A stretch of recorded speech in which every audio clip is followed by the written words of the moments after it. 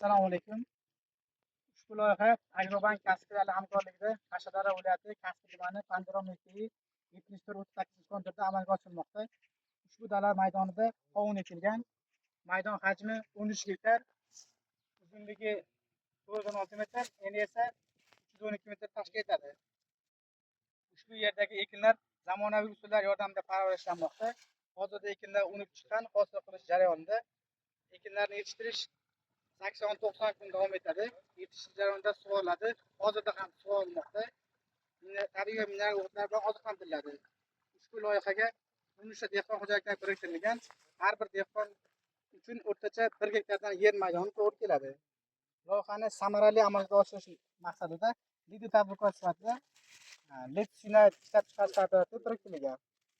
Ushbu loyiha bo'yicha har bir gektardan o'rtacha 15 tonna, jami 195-200 tonna hosil olish rejalashtirilgan. Mazkur ekin yetishtirib olingandan so'ng ikkinchi yerga ham yuqori daromadli ekin turini ekish orqali yer egalarining daromadini yanada amalga oshirib boriladi. Yer maydoni chegarasi daraxtlar tugagan joydan mana buyoqqa ketadi.